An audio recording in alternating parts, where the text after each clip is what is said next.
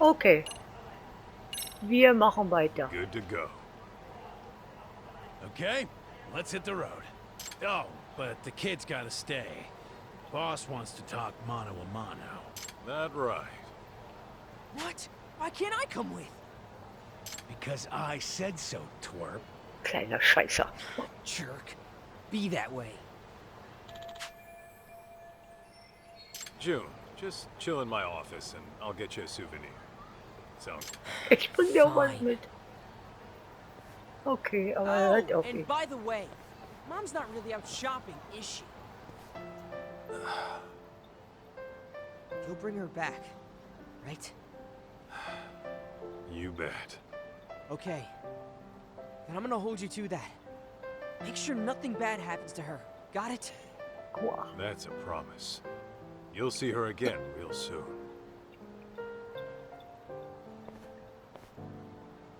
Remember, you promised. You promised. God, what an annoying little punk. Cocky as hell, too.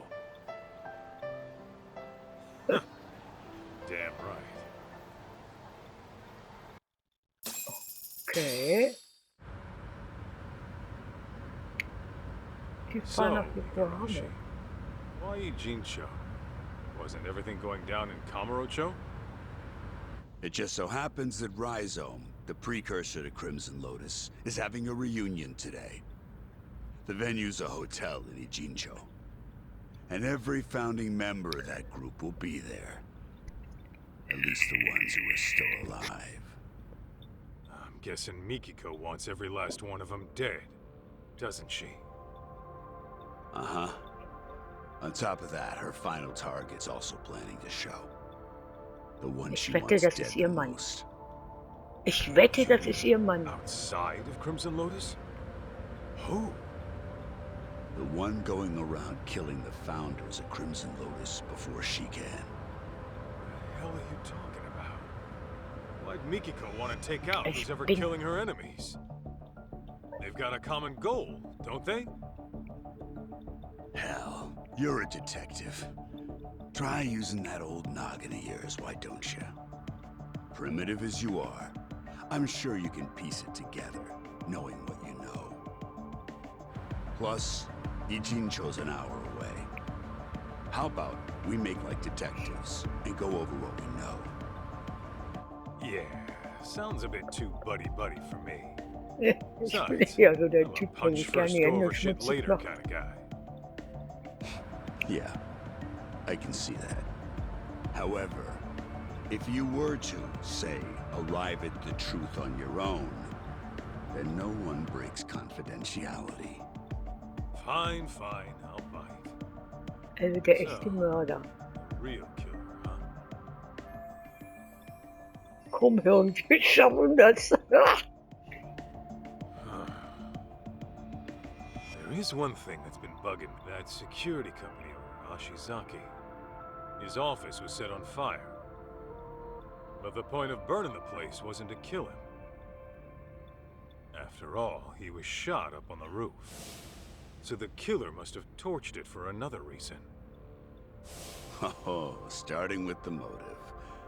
Not bad. Go on. So there's our problem. Why would the killer want to burn the office? I'm thinking.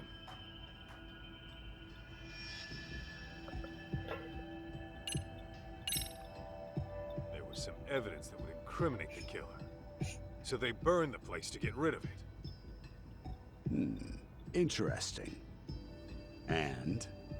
I think I know just what the killer was trying to hide.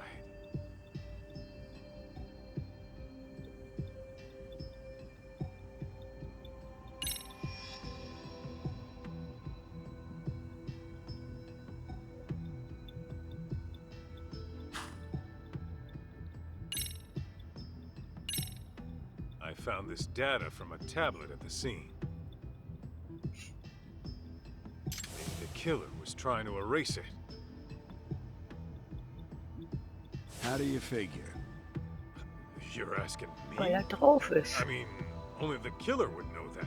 You're fucking with me, right? Didn't you just say you knew what it was the killer was trying to hide?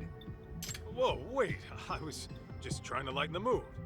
I really do know what the evidence is. Seriously. Also das ist es nicht.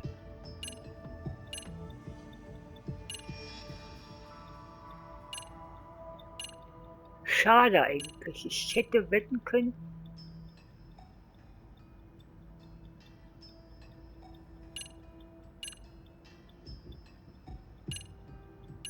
Was ist das? Telefon mit der Umzugsfirma? Nee.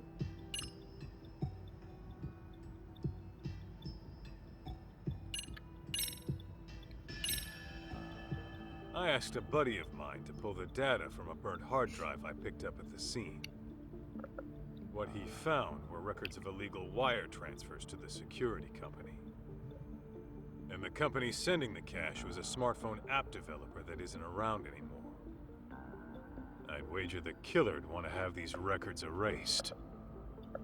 Hey, you're good. Didn't think you'd get your hands on those.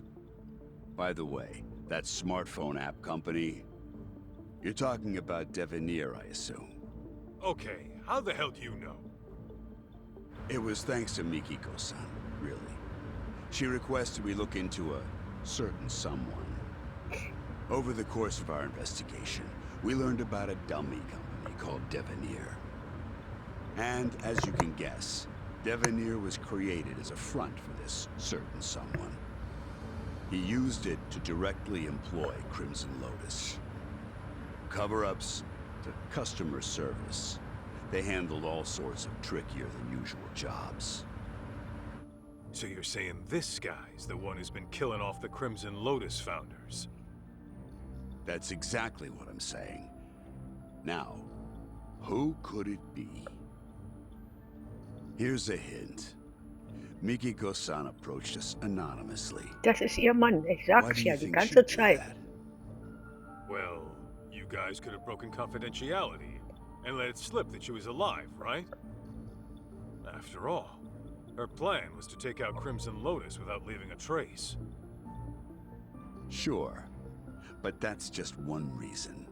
Mann, Kaito. There's someone aside from Crimson Lotus who she doesn't want knowing she's alive. As a matter of fact, Mikiko-san never even contacted this person about it. Even though you'd think this would be the first person Ich she'd sag's doch, run to ist after der getting Ehemann. her memories back. Wait a goddamn minute. All coming together.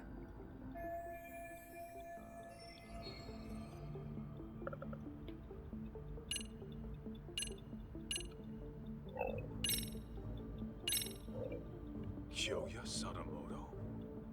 You're saying he's the one killing the founders of Crimson Lotus? Yep, you got it. And Mikiko-san has the same Ich sag's idea. doch. Ah, bin ich gut, bin ich gut? So then, he was trying to erase his ties with Crimson Lotus? No, hang on. Crimson Lotus's founders were the ones who set fire to Mikiko's family's house. Why the hell would Sadamoto have connections with the guys who burned his wife's family alive? Oh, so you picked up on that. Then you'll like this next bit. Sadamoto's dummy company, Devenir. It had records from 17 years ago of illicit wire transfers to Ashizaki's security company. Know what that means? Yeah, I figured that out too. Actually, it's weird. 17 years is way before Mikiko and Sadamoto got married. But Sadamoto and Crimson Lotus were connected back then, right? So what the hell's going on? Just think of it like this. The Natsume family arson falls under questionable ties between Sadamoto and Crimson Lotus. That would mean... Oh, that's crazy! Sadamoto was involved in the arson? Bingo. What happened 2 years ago was Mikiko-san learned the truth. And Sadamoto and Crimson Lotus tried to silence her. All right, Igarashi. No more guessing games.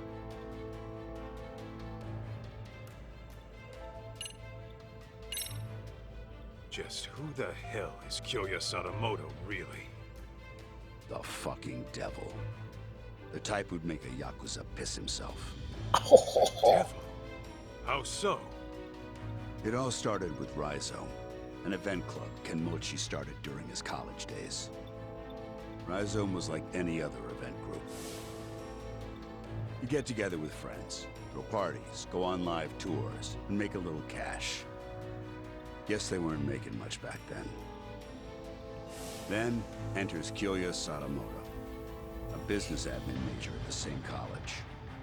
He started showing up as their advisor and turned everything around. They all ate up Sadamoto's words and expanded their services into some pretty gray territory. Since Sadamoto considered himself their advisor, he wasn't officially part of the group. But his talent, his accomplishments, and charisma had them wrapped around his finger. That Rhizome bunch went on to found Crimson Lotus? Yeah, mainly around Kenmochi. Sadamoto already started his own business as a student. By the time he graduated, he was asking Crimson Lotus to do his dirty work. On the outside, he ran his business like some typical ambitious startup. But I'm sure he had guys coming after him. Probably made himself lots of enemies. It's what happens when you straddle both sides of the law. I bet it wasn't uncommon for him to deal with unhappy customers. Yes, it must have been convenient having his own personal cleanup crew. Bet your ass it was. Sadamoto's company saw steady growth because of it. But eventually, that growth started to fizzle out.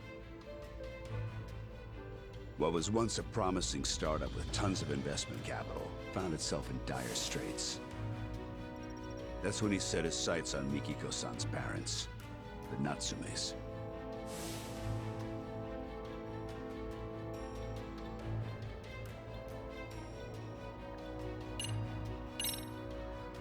When did she figure out what her husband really was? About 2 years ago, Sadamoto got hammered. Rare for him. And fell asleep in his study with the computer on. That's when she stumbled upon his email exchange with Kenmochi. Of course, that set off alarms in her head, so she dug through more of his inbox. It wasn't long before she knew the ugly truth. But then Sadamoto woke up. When he realized what she saw, he got violent. I doubt Mikiko would go down easy to some pencil-pushing civvy. Well, it turns out she did go down easy. We're talking about a guy who deals in the criminal underworld. He's very likely accustomed to using force. Then what happened after Mikiko got attacked? She said her memories got fuzzy after that. She was probably drugged, and Sadamoto had Crimson Lotus clean up his mess. Uh-oh.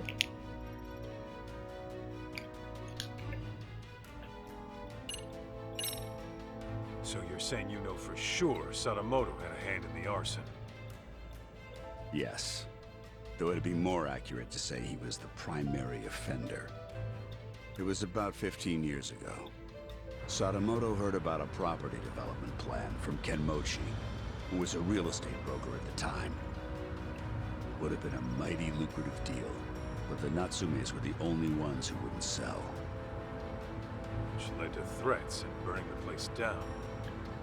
Classic land shark bullshit. If only it had stopped at that. Now listen. What makes Sadamoto such a devil is what he did with the info Kenmochi brought him. He reworked it into a plan to fix all of his own company's problems in one fell swoop. How's that work? Kaito, the Natsume family was one of the richest in the area. If you include their property and stocks, they were worth tens of billions in assets. And since Sadamoto was struggling with funds at the time, he decided to help himself to that fortune. Yeah. But he couldn't pull that off unless... No way! Yeah, Yeah. Marrying Mikiko-san was all part of his master plan. That's insane! Clearly, the man has a way with people. Call it an uncanny knack for charm. His college circles treat him like a guru. They say he's a living legend. Even his company seems to be under his spell. And as we know, Crimson Lotus was always ready and willing to take up any of his dirty jobs.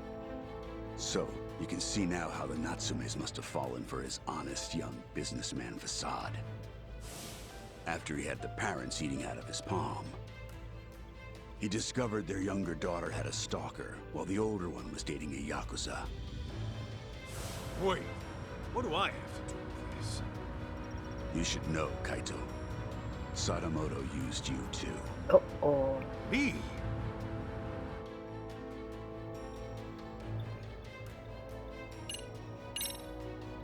How the hell could Sadamoto use me at any point in time?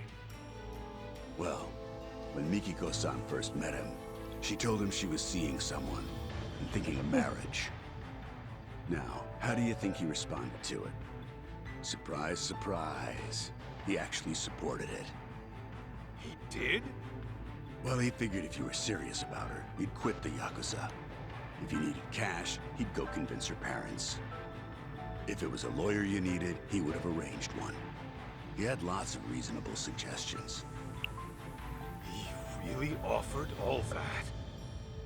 I'm sure Sadamoto knew how hard it was for a Yakuza to leave the life. Not to mention, the Matsugane family had its own problems at the time, right? In any case, he knew you were locked in, and convinced Mikiko-san of the same. You both did exactly what he wanted.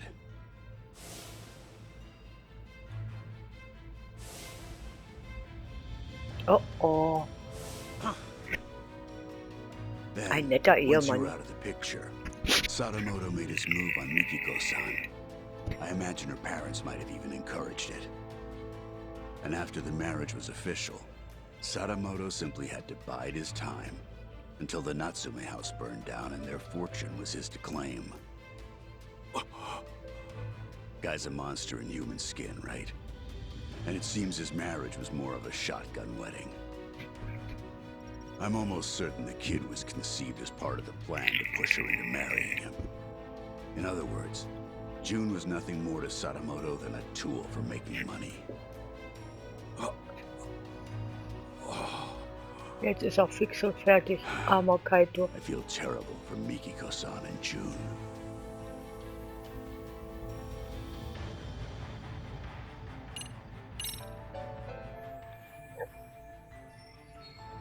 Gotta say, I'm impressed you did all that research. No wonder you called yourselves Tojo Clan R&D. Well, that's what happens when you know society like the back of your hand. The whole R&D thing might have been my idea. But it's only because we know our shit. All right. So, how's it feel? That asshole Sadamoto played you like a fiddle and tore you apart from the woman you loved. It doesn't matter. I made my choice. Ha! That's the lamest shit I ever heard. I thought you'd blow a fuse. That said, I'll feel a hell of a lot better if I can just clock him one time real good. Das kannst du noch. Hell yeah, that's what I'm talking about. Go knock his goddamn lights out. Hau ihn um.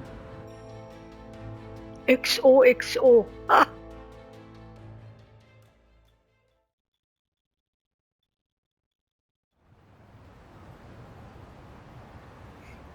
Im Hotel angekommen.